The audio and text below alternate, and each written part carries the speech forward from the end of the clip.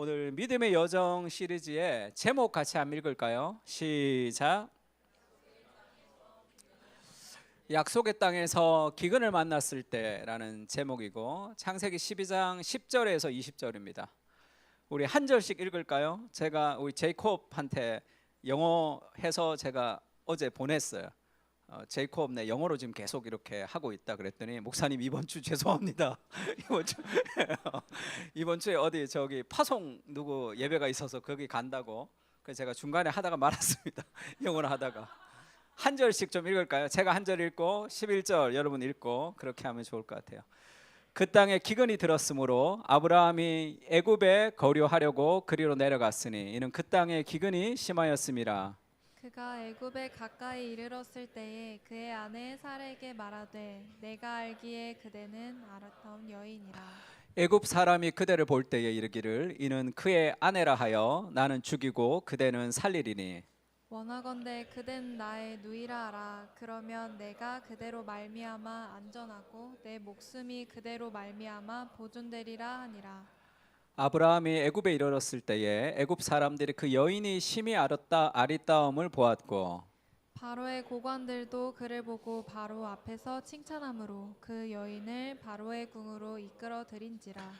이에 바로가 그로 말미암아 아브라함을 후대함으로 아브라함이 양과 소와 노비와 암수 나귀와 낙타를 얻었더라.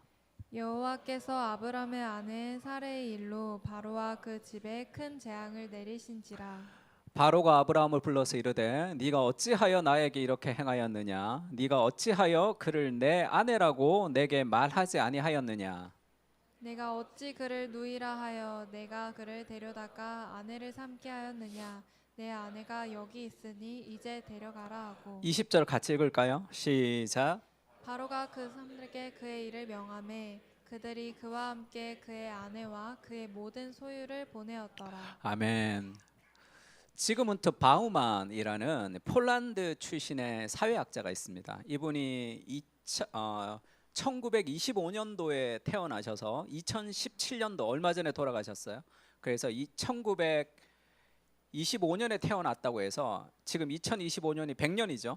그래서 바우만 탄생 100주년 이래서 바우만의 책이 많이 나왔습니다. 이 사람이 왜 유명하냐면 현대 사회를 리퀴드 액체 사회다 해서 시리즈 3권을 썼습니다. 액체 시리즈를 3권을 썼어요.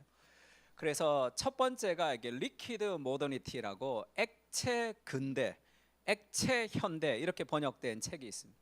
그러니까 왜 액체라고 번역을 했냐면 이 솔리드 이 고체 좀 딱딱한 그러니까 예전에는 규범과 전통이라는 것으로 이 세상이 흘러갔으며 지금은 규범과 전통이 무너졌죠. 지금은 어디로 흘러가는지 모르는 액체 사회가 됐다는 이 사회가 자유롭게 개인주의로 그래서 막 액체 사회로 흘러가는 액체 사회가 되었다. 그러니까 어떻게 되죠? 액체 사회로 막 흘러가서 어디로 가는지를 모르니까 결국 리퀴드 피어 불안하다는 거예요. 액체 사회가 되면서 그래서 불안의 기원이라고 책을 썼습니다. 막 이렇게 우리나라는 조금 그런 출판도 이 리퀴드 시리즈가 3권이면 한 출판사에서 동일한 번역자가 3권을 번역하면 너무 좋을 텐데 다 다른 액체 현대, 불안의 기원, 그 다음에 리퀴드 러브 이렇게 3권이 그렇게 따로따로 번역됐어요. 제가 리퀴드 러브는 아직 못 읽었고 이 2권의 책을 지금 열심히 보고 있는데 결국 우리는 불안한 사회를 살아가는 거죠. 그럼 이 시대의 특징이 뭐냐? 불안입니다. 불안과 두려움이 우리를 막 이끌어가고 있죠. 왜? 어디로 흘러갈지를 모르기 때문에 그렇습니다. 액체처럼 유동하는 현대 사회에는 우리는 두려움과 실체 없는 불안을 경험합니다. 그러니까 대부분의 특히 젊은 사람들이 더 그렇죠. 두려움의 근원은 무엇이 닥칠지 모르는 무지, 우리의 무지로 인한 두려움이 있고요. 그 다음에 무엇을 할 수 있고 없는지를 모르는 무력감이 이미 현대인은 원인 모를 만성적 불안에 시달린다. 액체 사회가 되어서 우리는 액체 공포. 그래서 어떻게 될지 모르는 시대 속에서 굉장히 불안을 느끼며 살아간다 이렇게 얘기했습니다. 그래서 끝없이 불안에 떠는 현대인의 초상. 그것이 오늘날 우리를 이끌어가는 코드 같은 거죠. 찰스 테일러도 그렇게 얘기했죠. 불안한 현대 사회에서 오늘날의 불안에 세 가지가 있다. 오늘날의 사회가 불안할 때 첫 번째는 개인주의라고 얘기합니다. 개인주의가 아까 지그문트 바우만이 얘기했던 액체 사회랑 똑같죠. 신성한 질서들의 요구를 거부하죠. 뭔가 명확하지가 않습니다. 그래서 개인주의의 어두운 면은 자기 자신에게로 초점이 이동하는 것이다. 그러니까 나한테만 초점이 집중되어 있는 거예요. 그것이 우리를 불안하게 하고, 두 번째는 도구적 이성의 등장이다 얘기합니다. 그러니까 효율성, 과학적인 것, 그것이 우리를 더 불안하게 하고, 세 번째는 그런 개인주의로 점점 빠지니까 공동체성이 줄어들죠. 그렇게 되면 독재가 일어난다는 거예요. 자아도취적 개인의 고립적 원자주의는 이것과 배치된다. 그래서 일단 참여가 줄어들면 참여 수단인 측면 조직들이 쇠퇴하면서 개별적 시민은 거대한 관료주의 앞에 홀로 남게 되며 결국은 무기력해집니다. 이렇게 되면 시민들은 더욱더 의욕을 상실하기 때문에 연성 독재의 악순환이 따르기 마련이고, 그 연성 독재는 강력한 독재로 이루어진다, 그렇게 얘기했어요. 그러니까 오늘날에 일어나는 세계의 여러 가지 상황들도 이 찰스 테일러가 어떤 그 불안이라는 요소로 계속 쌓아가고 있다, 이렇게 얘기합니다. 이런 기사들도 많이 봤죠. 전 세계로 확산되는 극우 정치, 우리는 무엇을 준비해야 되는가. 독일도 마찬가지죠. 그리고 극우 정치가 계속 이렇게 전 세계적으로 붐을 일으키는 이유 중에 하나는 불안의 문제죠. 삶의 여러 가지 우리를 장악하는 불안이 있습니다. 미국에서도 이런 일들이 있었죠. 도무지 일어날 수 없는 것 같은 그런 희한한 독재 체제들이 막 일어나고 있는 그것을 이 사회학자들은 이미 그 불안이 흘러가는 이 시대 속에서 결국 이렇게 될 것이다라고 추정도 했단 말이에요. 이런 사회를 우리가 살아가고 있습니다. 마찬가지죠. 하나님이 아브라함을 선택했을 때 한 사람 아브라함을 선택한 거예요. 그러면 그 시대는 가나안 족속이 버글버글하는 세상 속에 하나님이 약속의 땅을 주신 거예요. 그러니까 혼자 가나안이라는 거대한 세상 앞에 던져진 거예요. 그러면서 내가 너와 함께 할 것이다. 너를 통해 이 땅이 하나님 나라가 될 것이다. 그렇게 얘기합니다. 그러니까 우리가 지금 살아가는 세상을 보면 불안하고 두렵고 나 개인이 뭘 어떻게 해야 될지 모르는 그런 무기력한 존재처럼 떨어져 있는 그 시대의 한가운데 하나님이 한 사람 아브라함을 통해서 하나님의 나라를 시작하는 거예요. 내가 너로 큰 민족을 이루고 네가 복이 되어서 땅의 모든 족속, 온갖 이 부정하고 온갖 더러운 이 세상의 한가운데 너를 통해 하나님 나라를 시작하게 될 것이다. 그렇게 하나님 나라가 시작이 되는 거예요. 그래서 우리가 이 시리즈를 시작하면서 어떤 마음이 있어야 되냐면, 이것이 정말 세상이라는, 실제 세상이, 내가 살아가는 세상이 있는 것이 아니라 아브라함의 세상이 이런 거죠. 아브라함의 인생이 있습니다. 그냥 시집가고 장가가고 직장 생활하는 아브라함의 인생이 있고, 하나님의 나라가 이렇게 따로 가는 게 아니잖아요. 아브라함이 결혼해서 아기 낳고 그 다음에 힘들어하고 아브라함이 무너지고 살아가는 아브라함의 개인의 인생의 한가운데 하나님의 나라가 흐르고 있는 거죠. 그러니까 내 개인의 삶이 있어요. 직장을 다니고 아이를 키우고 내가 살아가는 개인의 삶이 있고, 교회에 오면 하나님 얘기를 듣는 게 아니라 내가 살아가는 이 개인의 삶 속에 하나님의 나라가 흐르고 있다는, 내가 아브라함처럼 살아야 되는 거예요. 거기에 눈을 떠야 됩니다. 어떤 게 진짜 세상이에요. 이렇게 가야 되는 게 아니라 이렇게 가야 돼요. 인간의 나라라는 화살표 안에 하나님 나라가 흐르고 있다는 거예요. 제가 제미나이에게 얘야 화살표 2개 말고 하나만 계속 이렇게 10번 정도, 누가 화를 내면 말을 잘 듣는다 그런 얘기가 있더라고요. 친절하게 얘기 안 해주고. 근데 그거는 별로 안 좋은 것 같아요. 그러니까 나한테 신앙적으로 별로 안 좋은 것 같아요. 이 멍청아 이렇게 얘기하려다가 그래서 바꾸다가 포기했습니다. 이렇게 화살표를 한쪽으로만 이래도 계속 이렇게 한쪽으로만 이렇게 한쪽으로 주기를 하게. 인간의 나라가 이렇게 흐르고 있는데 하나님의 나라가 이 속에 흐르고 있다. 그래서 우리가 하나님의 말씀을 붙들고 살아야 되는 이유가 거기 있는 거죠. 하나님의 말씀을 묵상하고 말씀을 붙들고 말씀 안에서 그리스도를 경험하면서 뭐가 진짜 세상이야. 내가 밥 먹고 장가가고 시집가고 내가 살아가고 내가 죽는 그 내 삶이 있고 하나님의 나라가 따로 있는 게 아니라 오늘 내가 살아가는 그 삶이 아브라함의 인생은 하나님의 나라의 인생이죠. 내 인생에 하나님의 나라가 그렇게 흐른다는 것을 알아야 됩니다. 그래서 말씀을 정말로 붙들어야 돼요. 말씀을 막 묵상하면 이게 이 주객이 전도된단 말이에요. 지금 많은 사람들은 교회를 다니지만 인간의 나라를 위해서 살아가고 하나님의 나라가 잠깐 들어오는 그런 형식이에요. 그러니까 말씀을 붙들어서 눈이 열려야 되는 거죠. 아, 내가 살아가는 이 삶이 아브라함의 인생과 똑같구나라는 것에 눈을 떠야 되는 거예요. 그래서 믿음은 보이지 않는 현실이다 이렇게 얘기했죠. 골리앗이 두렵습니다. 눈에 보이는 세상을 살아가면 보이지 않는 하나님이 더 생생해야지 눈에 보이는 두려운 골리앗과 싸울 수 있는 거죠. 이 상상력이 필요한 거죠. 이 세계. 하나님이 우리를 그렇게 하나님의 나라로 초대하신 거예요. 그러니까 내가 아브라함처럼 내 인생의 한가운데 그냥 내가 직장 가고 밥 먹고 살아가고 아이 키우고 하는 그 삶의 끝이 아니라 그 나의 일상 속에 하나님의 나라가 흐르고 있다는 것을 확신해야 됩니다. 거기에 눈을 떠야 돼요. 그래서 아브라함으로 하나님이 시작했죠. 하나님이 나를 통해 그리스도의 재림까지 완성하는 거예요. 그러니까 너의 인생 속에 하나님의 나라가 있다 이렇게 얘기합니다.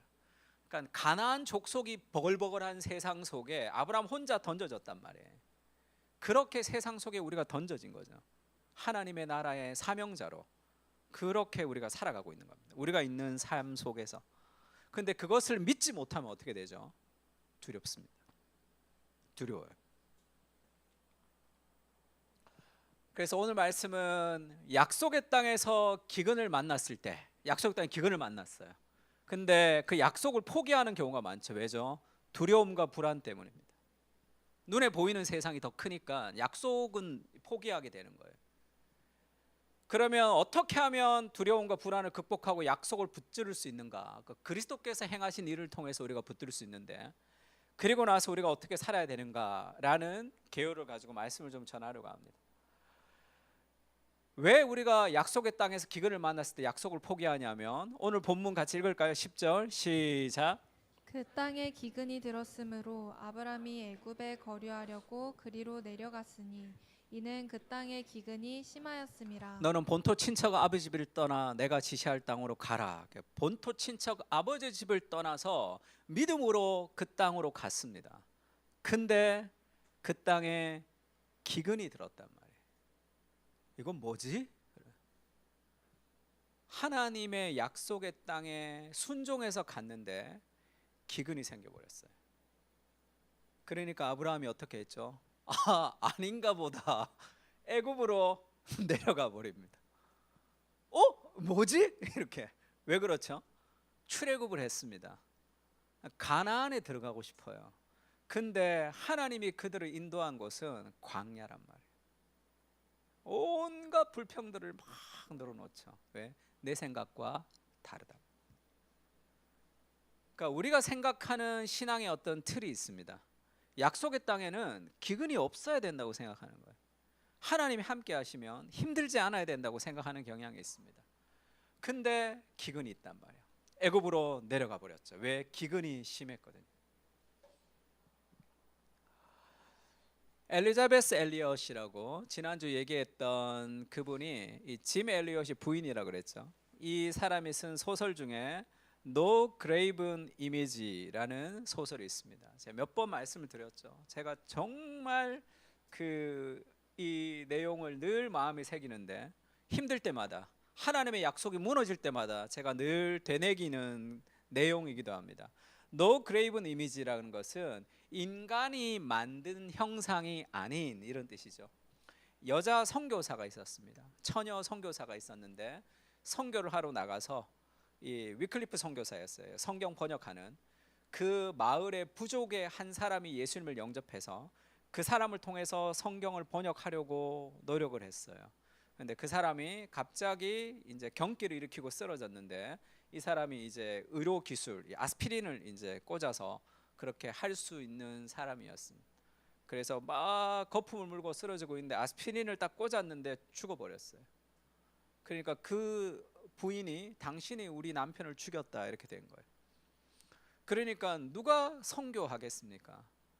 누가 거기서 자기는 어떻게 생각했냐면 이제 이 사람을 통해서 성경이 번역되고 이 마을에 부흥이 일어나고 이제 뭔가 선교가 시작이 되겠다고 생각했는데 살인자가 돼버린 거예요. 사람들이 다 자기를 싫어합니다. 그러면서 여자 선교사가 굉장히 고민하며 힘들어하는 가운데 소설이 끝이 나죠.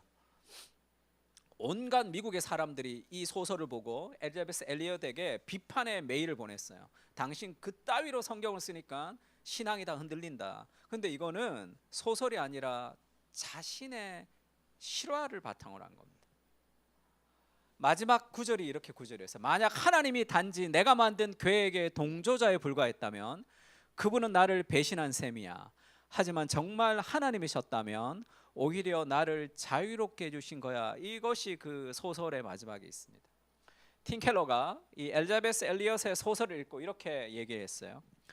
엘리자베스 엘리엇은 자신의 책 제목에 나오는 인간이 만든 형상이란 늘 인간이 마땅히 그래야 한다고 여기는 방식대로 움직이는 하나님을 가리킨다고 설명했다.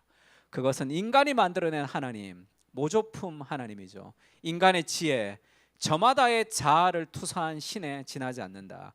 그런 식으로 움직이는 하나님은 우리의 동조자에 불과하다. 우리가 바라는 일을 해내는 존재일 뿐이다. 그래서 우리의 기대와 달리 행동하면 무능한 부하를 대하듯 단칼에 해고하거나 친구 차단을 시키고 싶은 마음이 들죠. 내가 기도한 대로 이루어지지 않으면, 내 뜻대로 하나님이 행하지 않으면 우리는 분노합니다. 마치 하나님이 잘못한 것처럼, 내가 하나님보다 더 지혜로운 것처럼, 그런 인간의 형상으로 만든 하나님 상을 가지고 신앙생활하는 경우가 많죠. 엘리자베스 엘리엇이 그렇게 얘기합니다. 알다시피 교회사의 순교자들의 피가 미랄이 되는 경우가 허다하죠. 이 대목에서 사람들은 간단한 방정식을 떠올리고 싶어하죠. 5명이 죽었으니 몇 배의 아우카 크리스찬들이 생기라는 식이다. 그럴 수도 있다. 하지만 아닐 수도 있다. 하나님은 하나님이시다. 신랑이 가서 하루 만에 죽었습니다. 선교하지 못하고. 그리고 나서 그 부인들이 가서 선교를 했단 말이에요. 그래서 신랑을 죽였던 그 사람이 목회자가 되기도 하고 그런 게 있었지만, 사람들은 순교자의 피가 있는 그곳에 이제는 부인이 갔으니까 영적인 부흥이 일어날 것이다 라고 자기 마음대로 기대를 한다는 거예요. 근데 자기가 선교를 하면서 죽도록 고생을 많이 했다는 거예요. 하나님이 우리의 사고방식에 따라 움직여 주길 요구한다면 그분을 마음의 보좌에서 끌어내리는 것과 같다. 이는 예수님을 시험하던 사탄이 네가 만일 하나님의 아들이거든 자기를 구원하고 십자가에서 내려오라고 조롱하는 것과 다르지 않다. 우리가 바라는 대로 역사하지 않을 거면 하나님은 이 5 선교사를 그렇게 데려가실 권리가 없어라는 생각에는 불신, 더 나아가 반역이 도사리고 있다. 우리가 하나님을 하나님으로 높여드린다면 어떠한 상황 속에서도 평안을 누리게 된다. 너무 강한 말씀이죠. 근데 이것을 엘리자베스 엘리엇의 고백이었다는 것이, 이것이 굉장한 거죠. 하나님이 내 뜻대로 움직이는 하나님이 아니라, 내 뜻대로 움직이지 않지만 하나님을 하나님으로 신뢰할 때 자유가 임한다는 거예요. 왜 이렇게 되지? 왜 이렇게 힘들지? 그러나 나를 위해 목숨을 버리신 그리스도가 내 인생에 허락하신 모든 것은 지금은 내가 알 수 없지만 가장 귀한 것으로 인도하실 것이라는 그 사랑의 확신이 우리를 자유롭게 하는 거죠. 이해되지 않지만. 같이 한번 읽을까요? 시작. 이는 내 생각이 너희의 생각과 다르며 내 길은 너희의 길과 다름이니라. 여호와의 말씀이니라. 이는 하늘이 땅보다 높음 같이 내 길은 너희의 길보다 높으며 내 생각은 너희의 생각보다 높음이니라. 내 생각이 너희 생각과 다르다. 내 길은 너희의 길과 다르다. 하늘이 땅보다 높음 같이 내 길은 너희의 길보다 높으며 내 생각은 너희의 생각보다 높다. 이것을 신뢰하는 거예요. 그때 절망 속에서도 우리 인생의 가장 최선을 이끌어 가시는 하나님의 손길에 우리가 눈을 뜰 수 있는 거죠. 그렇게 애굽으로 내려갔습니다. 애굽에 가까이 이르렀을 때에 그의 아내 사라에게 아브라함이 얘기하죠. 내가 알기에 그대는 아리따운 여인이라 애굽 사람이 그대를 볼 때 이르기를 이는 그의 아내라 하여 나는 죽이고 그대는 살리리니. 이 고대에 이런 일들이 많이 있었단 말이에요. 원하건대 그대는 나의 누이라 하라. 그리하면 내가 그대로 말미암아 안전하고 내 목숨이 그대로 말미암아 보존되리라 하니라.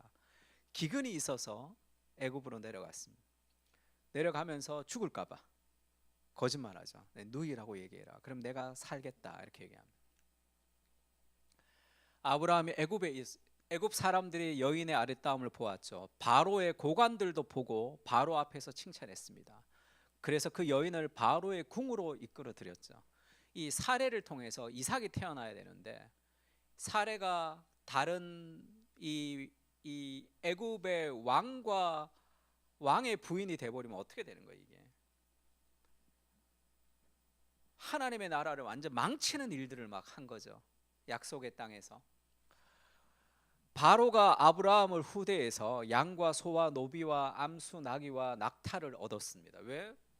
그 자기 누이를 자기한테 바치니까 그 여러 가지를 줬죠. 여호와께서 아브라함의 아내 사레의 일로 바로와 그 집에 큰 재앙을 내리셨습니다. 그러니까 바로는 뭐라고 해야 될까요? 뜬금없잖아. 바로는 나쁜 사람이 아닙니다. 바로는. 근데 아브라함이 거짓말을 했기 때문에 바로는 당연히 그 아내를 누이로 취하려고 하다가 하나님이 나타나서 바로가 거의 완전 너무 놀란 상황이죠.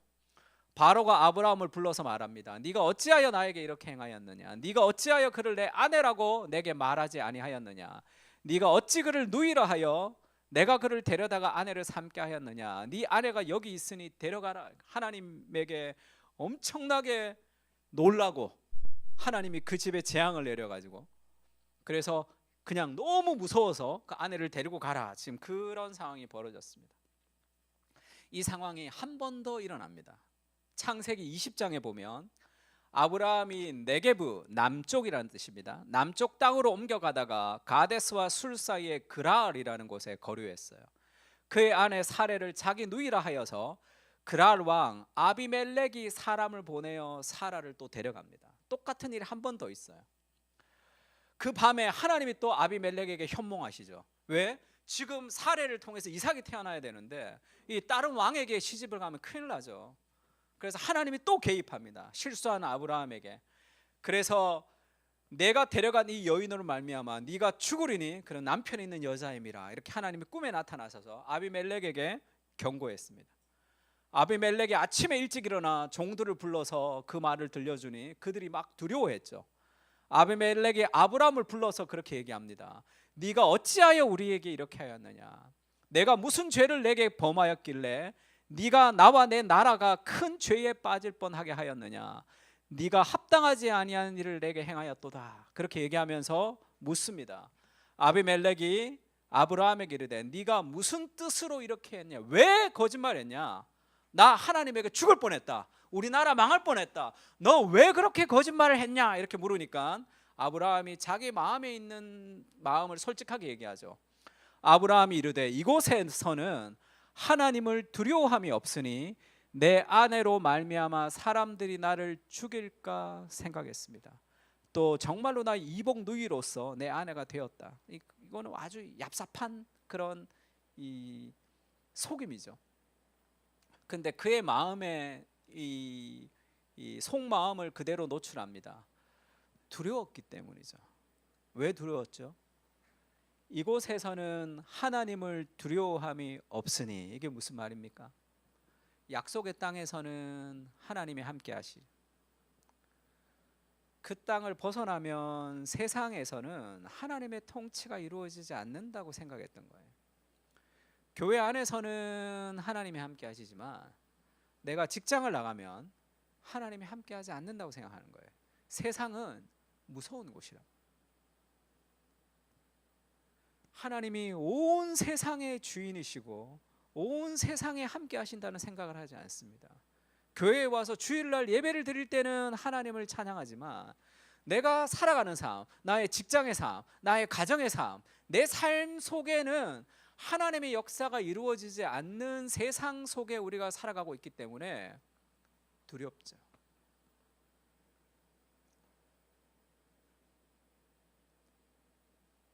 하나님을 너무 작게 생각하는 거죠. 현실이 너무 크기 때문에.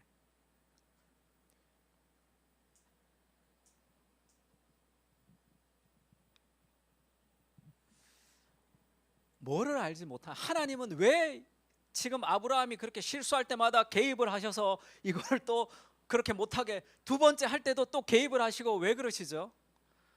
아브라함을 통해서 세상이 변화돼야 되거든요.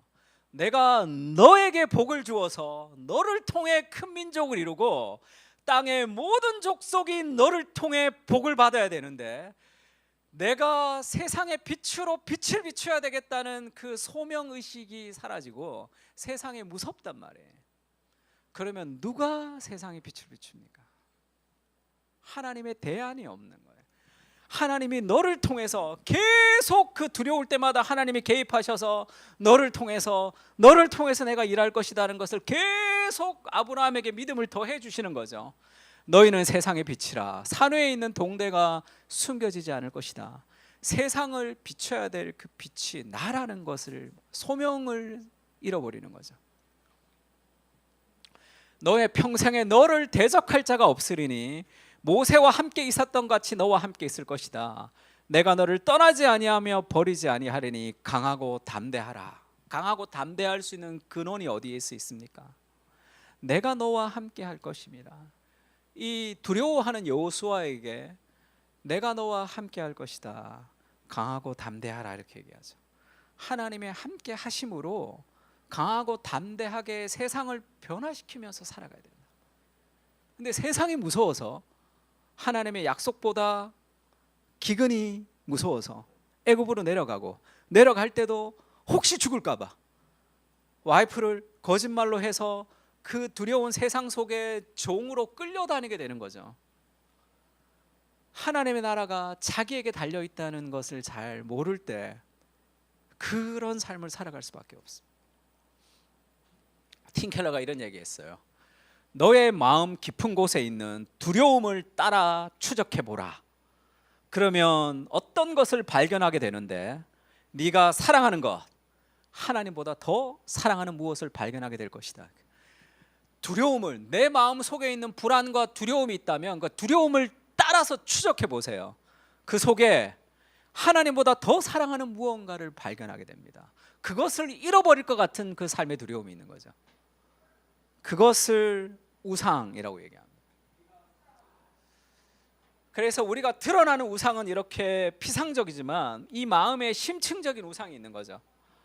그것을 힘, 인정, 안정, 통제 이렇게도 얘기했습니다. 안정이라는 것이 마음의 우상이라는 걸 좀 알아야 돼요. 제가 저희 아들 기숙사에 짐을 가지러 갔는데 기숙사 짐이 좀 많았습니다. 그래서 차에 한가득 채웠는데 문을 열면 쏟아질 정도로 이렇게 짐이 많았어요. 그래서 제가 내려간 김에 저희 어머니가 이제 야 애비야 너 와서 좀 식사라도 좀 하고 가라 이렇게 얘기를 해서 식사하고 간다고 아침에는 얘기했어요. 근데 짐을 실었더니 짐이 너무 꽉 찬 거야. 차에 문 열면 쏟아질 정도로. 그러니까 스트레스가 받는 거죠. 예민해지죠. 그래서 전화해서 어머니 못 가겠습니다. 내가 그거를 그 집만 열면 쏟아질 그 짐을 가지고 거기에 이 경사 있는데 세웠다가 또 식사를 하고 거기를 타고 가려고 하니까 그게 신경이 뻗친단 말이에요. 뭔 말인지 아는 사람들 많죠. 아, 그거가 못 하겠어요. 못 가겠습니다. 그래서 이제 바로 왔죠. 바로 하고 그 다음날 아침에 기도하는데 마음이 불편한 거예요. 왜죠? 내가 스트레스를 받는 상황, 내가 예민해지는 상황, 그게 내 삶의 주인이 돼버리는 거죠. 그런 사람들이 굉장히 많습니다. 아, 몰라 뭐 이사를 앞두고 있어요. 그럼 아무것도 못해. 그게 다 끝날 때까지 뭘 앞두고 있어? 아무것도 못해. 내가 신경이 뻗치면 그냥 끝이에요. 그냥 그거는 하나님의 나라를 망칠 수 있는 엄청난 우상이에요. 목사님들 중에도 정말 굉장히 건강한 목사님인데 사모님들 중에 그 신경 뻗치면 끝나는 사모님들이 있는 경우에는 결국 엄청난 일들이 벌어지는 경우가 많습니다. 왜냐하면 하나님의 나라를 위해서 모험하지 못하거든요. 왜? 신경이 뻗치면 아무것도 못하거든요. 왜 그렇죠? 안정이라는 것이 내 하나님이에요. 안정이 무너지는 것을 견딜 수 없어 하기 때문에 정말 안정을 추구하고 싶은데, 그래서 내가 움직이지를 못하는데, 하나님의 약속도 믿지를 못하는데 그곳에는 안정이 없습니다. 정말 안정을 추구하는데 결국은 권태와 무료함으로 끝이 나게 되는 거예요. 통제를 해야 되는 사람도 있죠. 통제가 우상인 사람은 불확실성을 견딜 수가 없습니다. 처음부터 끝까지 쫙 계획을 짜야 되는 사람은 뭔가 애매한 상황을 견딜 수가 없어 하는 거예요. 그러면 그 우상을 극복하지 못하면 하나님의 역사를 이룰 수가 없어요. 하나님의 나라는 힘들지만 가야 될 때가 있고, 불안하지만 한 걸음 내디뎌야 될 때가 있죠. 통제되지 않는 상황에서도 나를 맡겨야 될 때가 있잖아요. 그게 안 된단 말이에요. 그러니까 그런 게 있죠. 이 비유가 잘 맞을지 모르겠습니다. 바울이 그런 얘기했어요. 이거는 주님의 얘기가 아니라 내 얘기다. 그런 얘기를 성경에 보면 나오죠. 그래서 그냥 개인의 의견으로 들으세요. 안 듣고 싶은 사람은 그냥 무시해도 좋습니다. 예전에는 이 부부 싸움을 막 하면 가부장적인 남편들이 많을 때는 폭력을 행사했습니다. 그건 엄청나게 잘못된 거죠. 그리고 자매들 중에는 성적인 어떤 그런 성추행이나 어떤 그런 것에서 형제들이 야, 그 정도 갖고 왜 그래? 그랬을 때 당신은 여자가 아니라서 잘 몰라요. 여자가 받는 그것이 얼마나 큰지 모릅니다. 이렇게 얘기하는 경우도 있어요. 반대로 요즘에는 막 부부가 싸움할 때 누군가가 신경이 뻗치면 끝나는 경우가 있어요. 그거는 해결이 안 돼요. 논리적으로도 뭐도 해결이 안 되는 경우가 있습니다. 그냥 내 감정, 내가 안정이 깨지는 거, 내가 통제가 깨지면 그냥 다 끝이에요. 그것은 폭력을 행사하는 것과 똑같은 거예요. 그것을 딱 경험하게 되면 답답해집니다. 한 발짝도 나갈 수가 없어요. 왜? 신경이 쓰이면 끝나거든요. 어떤 것도 할 수 없거든요.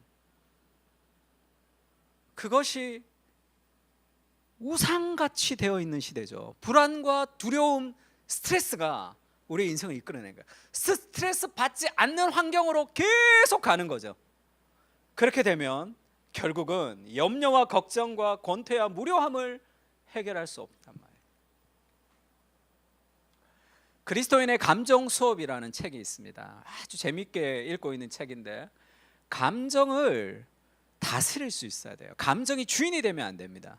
감정을 재조정해야 돼요. 복음 안에서. 어떤 사람은 분노가 있으면 당신 정말 이기적이야 이렇게 쏟아내는 사람이 있대. 어떤 사람은 내가 화를 내다니 나는 형편없는 사람이야 이렇게 자기 자신을 정죄하는 사람이 있다. 어떤 사람은 수치심, 나는 사랑받을 수 없어 이렇게 반응하는 사람도 있대. 어떤 사람은 우울감, 아무도 나를 사랑하지 않을 거야 이렇게 생각하는 사람도 있습니다. 어떤 사람은 또 피자, 에이 그냥 아무 생각 없이 먹자, 드라마나 보자, 뭐 그렇게 회피하는 사람도 있죠. 감정이 힘들어지면 막 가는 내 삶의 어떤 우상, 그 감정이 내 삶의 하나님인 경우가 있습니다. 내가 감정이 힘들어지면 어떤 것도 막을 수 없는 거예요. 배째라, 그것이 하나님 나라의 심각한 죄라는 거 알아야 돼요. 그거는 하나님, 내가 우상 숭배를 하고 있는 거예요. 감정이 주인이 되게 하지 말아야 됩니다. 헨리 나우엔이 그렇게 얘기했어요. 불안과 두려움을 인정하며 하나님을 초대하라 그래요. 불안한 거, 이거 불안하지 않으려고 노력해도 잘 안 됩니다. 좀 더 불안한 사람이 있어요. 근데 그것을 하나님 안에서 굉장히 건강하게 재조정해서 사용할 수도 있습니다. 그런 사람들은, 조금 더 예민한 사람들은 그것을 통해서 더 건강하게 살아갈 수도 있어요. 작고 두려워하는 자신을 가까이 두자. 그 부분이 지닌 지혜를 배우고 단지 생존하는 것이 아니라 참된 삶을 살아갈 수 있다는 사실을 두려워하는 부분으로부터 배우자. 내가 왜 두렵지? 내가 왜 힘들지? 나는 왜 뭔가 감정이 상하고 스트레스를 받으면 왜 아무것도 눈에 보이지 않지? 이 감정을 끌고 와야 돼요. 그리고 이 감정이 어디서부터 출발했는지 생각해야 됩니다. 그리고 그 감정 속에 예수님을 초대해야 돼요. 풍랑치는 파도를 잠잠하게 하셨던 그리스도께서 내 인생의 감정의 주인으로 예수님을 초대하는 연습을 자꾸 해야 됩니다. 신앙이 많이 무너지는 이유가 이 감정을 우상이라고 생각하지 못할 때 생기는 경우가 많습니다. 내 감정은 타락했단 말이에요. 그러는 동안 점차 하나하나가 되어가며 마음속에 계신 예수님이 내게 필요한 모든 것을 주고 계심을 깨닫게 될 것이다. 그렇게 감정의 초대에서 예수님이 감정의 주인이 될 수 있도록 해야 됩니다. 그렇지 않으면 약속이 있어도 기근이 있으면 그냥 가는 거죠. 그리고 그 두려움, 세상 가운데 그 두려움을 극복하지 못하면서 계속 하나님이 아브라함의 두려움을 어떻게 극복시켜 주시죠? 실패할 때마다 개입하시고, 실패할 때마다 개입하시고, 그러면서 아브라함을 점점점 성장시켜 가신단 말이에요. 복음은 내가 죄인이라는 사실과 하나님의 사랑받는다는 사실이 동시에 일어나죠. 그래서 겸손하면서 담대합니다. 두 가지가 있어야 되는데 하나님이 이렇게 부족한 나를 통해서 일하실 수 있다는 거죠.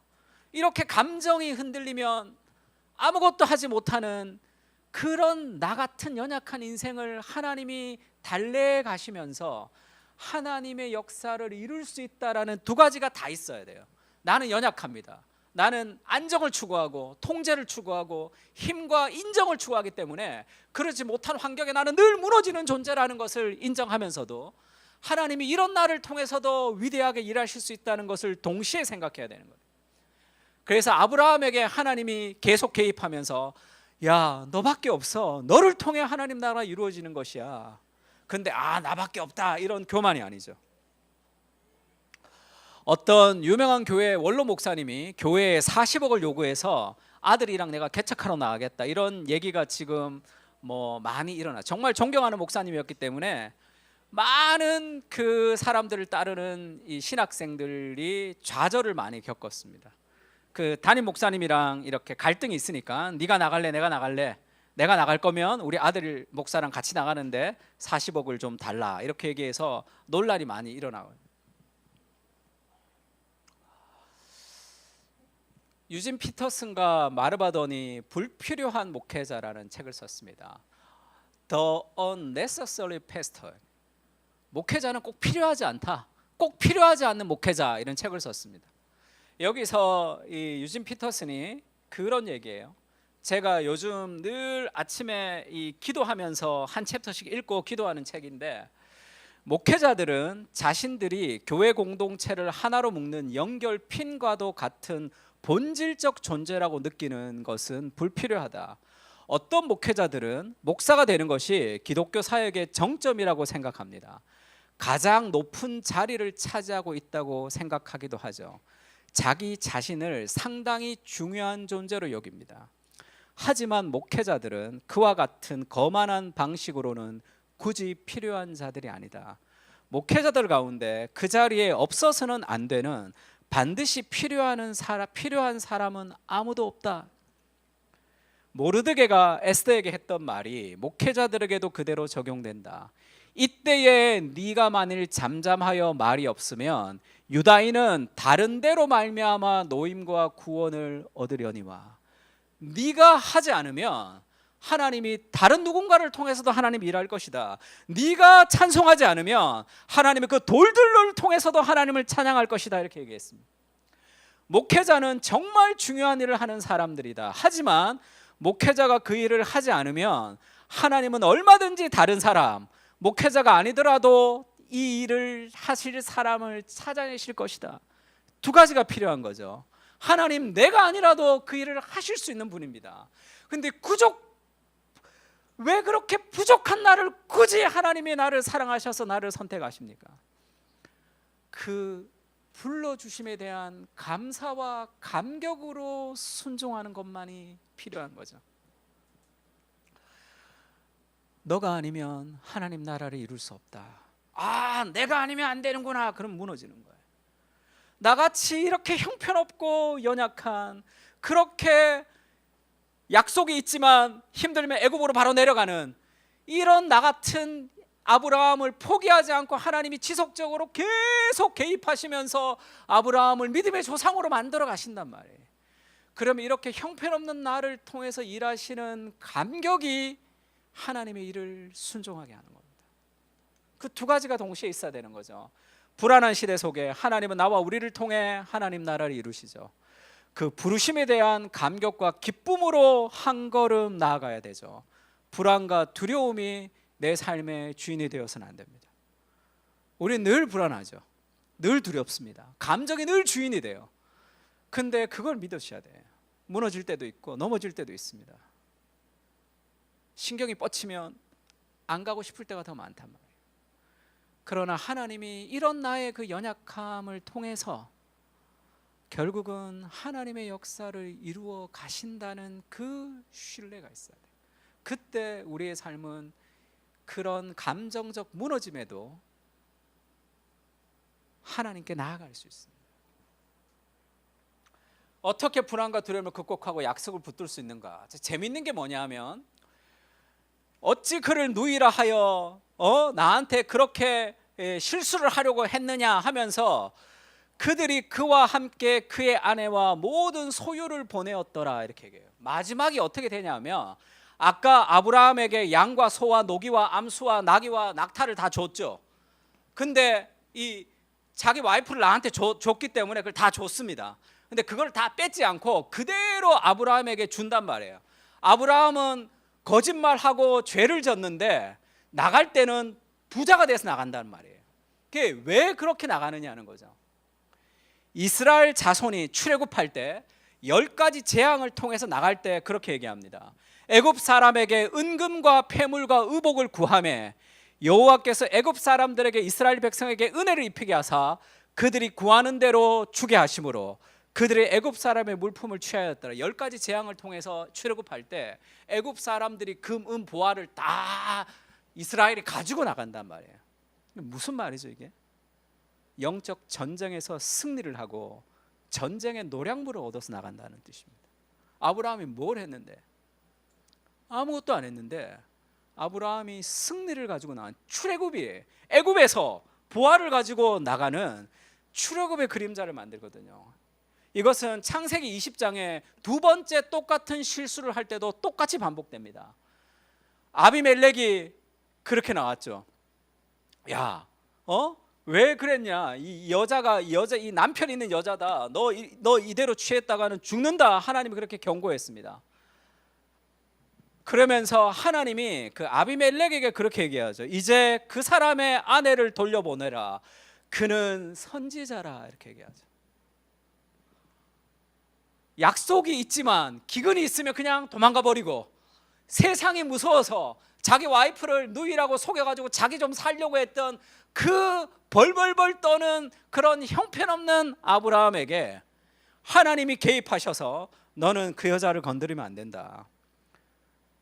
그는 선지자라 이렇게 얘기하죠. 어울리지가 않잖아. 벌벌벌 떨고 있는 그 자신의 그 두려움을 이기지 못하는 아브라함과 하나님이 그를 선지자라 한 게 이 양극이 얼마나 이렇게 차이가 납니까? 하나님은 아브라함을 통해서 세상을 축복하기를 원하시는 거예요. 아브라함이 그렇게 연약하단 말이에요. 그것이 우리에게 주는 위로도 있죠. 제가 예전에 청년부에서 설교할 때 군대 얘기를 한번 한 적이 있습니다. 군 생활을 지지리도 못했어요. 낫질, 삽질, 저는 뭐 곱게 크지도 않았는데 그런 거 잘 해보지를 못했습니다. 그래서 뭐 낫질하고 삽질하고 이런 거 뭐 정말 못했어요. 그래서 엄청나게 군 생활이 힘들었습니다. 그 얘기를 한번 했더니 미술 선생님이 있었는데 그 친구가 왔어요. 여자 고등학교 미술 선생님, 굉장히 잘생겨서 인기가 아주 많았던 그 청년이 와서 자기가 들었던 목사님 설교 중에 오늘 설교가 가장 위로가 됐다는 거예요. 왜냐하면 자기가 군 생활을 너무 힘들었다는 거예요. 자기 미술하고 이런 사람이니까 뭐 규율에 맞춰서 하는 게 너무 힘들었겠죠. 그게 자기 인생의 가장 큰 수치와 부끄러움이었다는 거예요. 군 생활을 너무 못해서 엄청 맞고, 그래서 자기는 자살을 몇 번 생각했었다는 거예요. 나도 군 생활을 너무 못해가지고 죽어버릴까 이 생각 한번 했거든요. 그러다가 우리 교회 청년부 형들을 생각하면서 제가 회복했거든요. 아, 나보다 덜 떨어진 그 형도 제대했지, 이 형도 제대했지, 나도 제대할 수 있을 거야. 제대만 해도 사람의 목숨을 살릴 수 있단 말이에요. 우리가 그 얘기했더니 그 친구가 그렇게 위로받아요. 아, 자기가 그 군 생활을 지우고 싶었던 과거인데 목사님이 군 생활을 지지리도 못했다는 얘기가 너무 큰 위로가 됐다 그러더라고요. 그런 거죠. 이렇게 형편없는 아브라함을 통해서 하나님이 하나님 믿음의 조상을 만들어 가시는 거예요. 그는 선지자다. 그가 너를 위해 기도해야지 네가 살아날 것이다 이렇게 얘기하죠. 왜죠? 세상은 아브라함을 통해서 축복을 받아야 되거든요. 하나님이 아브라함에게 복을 주셔서 그 복을 세상에 전해야 되거든요. 그래서 양과 소와 종들을 이끌어서 보내죠.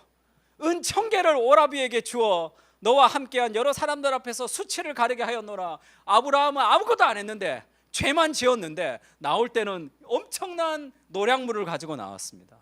영적 전쟁에서 하나님이 승리했다는 뜻이죠. 아브라함이 하나님께 기도해서 아비멜렉과 그나나와 여종을 치료하사 출산을 하게 하셨습니다. 하나님이 개입하셔서 출산을 막아버렸거든요.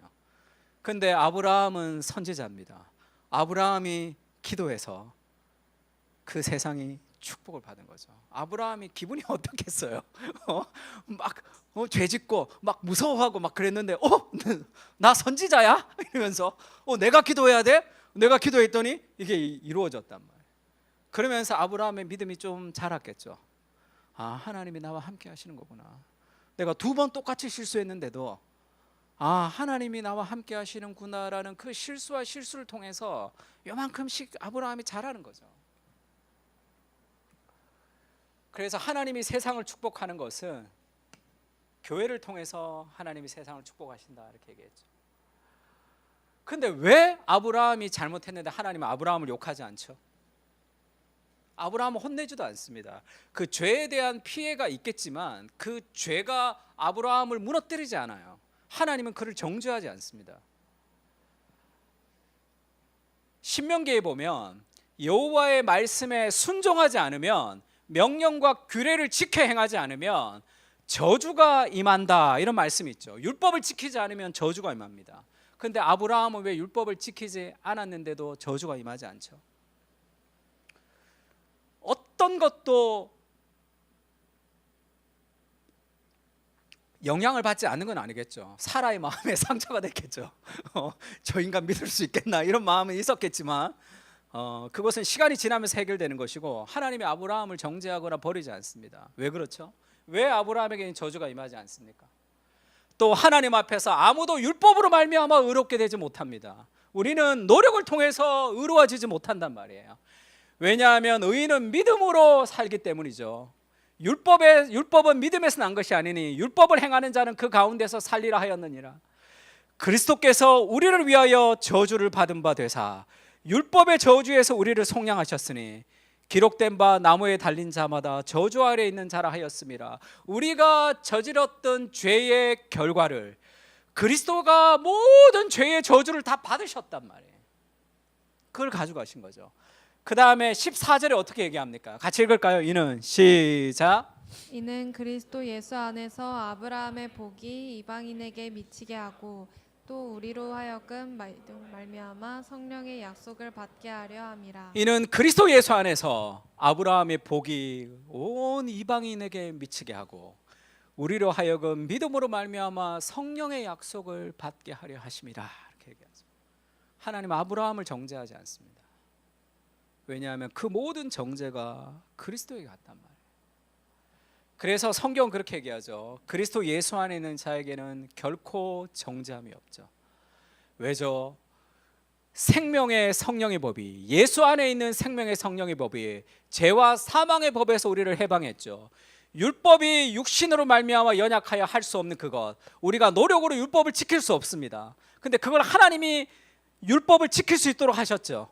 죄로 말미암아 자기 아들을 죄 있는 육신의 모양으로 보내서 육신의 죄를 정해서 육신을 따르지 않고 그 영을 따라 행하는 우리에게 율법의 요구가 이루어지게 하려 하심이라. 더 이상의 정죄가 없는 인생으로 우리를 살게 하신 거죠. 왜 우리가 정죄가 없습니까? 우리는 나의 욕망과 하나님의 뜻이 부딪힐 때 우리의 욕망을 따라 살아가는 존재인데, 그리스도가 하나님의 뜻과 자신의 욕구가 부딪혔을 때 하나님의 뜻에 순종하시면서 우리를 대신해서 승리해 주셨거든요. 사람이 떡으로만 살지 않겠다. 약속의 땅에 기근이 임했는데 예수님은 애굽으로 내려가지 않고 약속을 지키셨거든요. 우리를 대신해서. 그 승리를 우리에게 주시는 겁니다. 그리고 성경은 뭐라고 얘기하죠? 임마누엘이 하나님이 우리와 함께 하시는 거죠. 그것을 빌립보서는 그렇게 얘기합니다. 예수님은 하나님의 본체시지만 하나님과 동등됨을 취할 것으로 여기지 않으시고 오히려 자기를 비워 종의 형체를 가지사 사람들과 같이 되셨고 사람의 모양으로 나타나사 자기를 낮추시고 죽기까지 복종하셨으니 십자가에 죽으심이라. 하나님은 가장 안전한 곳 하늘의 보좌를 버리시고 가장 위험하고 힘든 세상으로 내려오셨잖아요. 왜죠? 우리를 안전하게 하기 위해서. 그리스도가 우리를 위해서 자신의 안전을 포기하고 이 땅에 내려오셔서 우리를 그 어떤 정죄로부터 자유한 그런 믿음의 존재로 만들었죠. 그럼 우리가 이제 어떻게 살아야 됩니까? 돈을 사랑하지 말고 있는 바를 족한 줄로 알라. 그것이 두려운 사람도 있죠. 그가 친히 말씀하시기를 내가 결코 너를 버리지 않고 너를 떠나지 아니할 것이다 얘기하죠. 두려워하지 마라. 너무 불안해하지 마라. 내가 너를 버리지 않는다. 못 믿겠는데요. 그리스도의 십자가를 바라보라는 거예요. 내가 하늘의 보좌를 버리고 이 땅에 오셔서 너를 안전하게 하기 위해서 십자가에서 모든 저주를 다 가져가셨다. 너에게 더 이상의 정죄가 없죠. 하나님 아브라함을 정죄하지 않습니다. 그럼 아싸 막 죄짓고 살아도 정죄가 없네, 그렇게 생각할 수 없는 거죠. 왜 그렇습니까? 법을 어기는 것과 아내의 관계에서 해서는 안 되리를 한 사람의 차이와 같기 때문이죠. 믿는 사람의 죄는 법을 어기지 않았지만 아내의 마음에 상처를 준 것과 같습니다. 우리는 더 이상의 정죄가 없습니다. 그런데 나를 위해서 십자가에서 못 박혀 죽으셨던 그리스도의 마음이 아프단 말이에요. 법이 아니라 사랑의 관계죠. 잘못을 했어도 법적으로 더 이상 남편이 아닌 것은 아닙니다. 법은 전혀 중요하지 않죠. 어떤 의미에서 법적인 정죄보다 훨씬 심각할 수도 있습니다.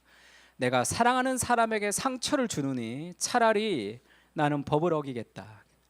당신은 죄를 지었지만 정죄함은 없습니다. 그러나 사랑을 배신한 거죠. 부끄러워해야 하겠지만 정죄함을 받아서는 안 된다. 그것은 다시 자신을 율법 아래 두는 것이다. 성구 영신 예배 때 이런 얘기했습니다. 하나님이 고통을 당하시는 분이시다 이렇게 얘기했어요. 하나님은 우리를 사랑하셔서 자신을 취약해지는 상황에 자신을 내어주셨죠. 사랑은 자발적인 사랑만이 사랑입니다. 그래서 우리가 하나님을 사랑하지 않으면 하나님은 상처를 받으시는 그렇게 자기를 취약한 부분에 두셨어요. 사랑 때문에 우리에게 자유를 주시고 자유 때문에 상처받고 마음의 고통과 슬픔을 느끼기로 선택하셨죠.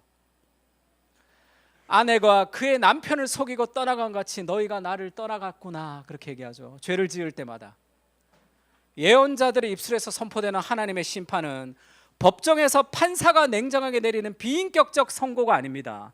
사랑하는 배우자의 불륜으로 결혼관계가 깨어지는 고통과 같은 개념으로 이해하는 편이 더 적절하죠. 신뢰가 배신당하고 화해를 향한 모든 노력이 지속적으로 거절당하는 상황에서 하나님은 상처와 분노를 표현하시는 거죠. 하나님은 우리의 죄에 고통하시는 하나님으로 등장하시는 거죠. 놀라운 사실은 하나님의 심판의 언어가 양보, 포기, 은신 또는 백성을 내어버려 두는 것과 같은 이미지로 자주 표현이 되죠. 백성이 제발로 하나님에게서 멀어질 때 하나님은 관계의 회복을 위해 큰 노력을 기울이지만 결국 눈물을 머금고 마지못해 물러설 수밖에 없는 상황에 처하시기도 하죠. 왜죠? 사랑은 자발성을 요구하기 때문에 그렇습니다. 그대는 하나님이 모든 사망과 파멸의 힘에 백성들을 그냥 내어주시기도 한다. 백성들을 포로로 끌려가도록 내어주시기도 하죠. 그러나 하나님은 그들을 내어줄 수는 있어도 그들을 포기하지는 않으신다는 거예요. 우리가 죄를 이기는 힘이 뭡니까? 하나님이 고통당하신다는 걸 기억하는 거예요. 더 이상의 정죄가 없지만 우리가 죄를 극복하면서 살아갈 수 있는 길은 하나님의 마음을 아프게 하고 싶지 않은, 하나님이 나로 인해서 사랑의 고통을 당하신다는 것을 기억할 때 우리는 훨씬 더 거룩한 삶을 살아갈 수 있습니다. 내 마음이 모압을 위하여 부르짖는도다를 새 번역에는 이렇게 번역했습니다. 가련한 모압아 너를 보니 나의 마음이 아프구나. 경건한 사람은 지옥이 없을지라도 하나님의 말씀에 순종하죠. 왜냐하면 하나님의 마음을 아프게 하고 싶지 않기 때문이죠. 하나님이 우리를 통해서 하나님 나라를 이루어 가시는데 연약한 우리 같은 실패한 우리를 통해서 끝없는 회복을 통해서 그것을 만들어 가시는 거죠. 그 사랑에 대한 신뢰. 정죄함은 없지만 그 사랑이 우리를 순종하게 하는 방식으로 하나님이 우리를 통해서 하나님 나라를 이루어 가시는 거예요. 같이 한번 찬양합시다.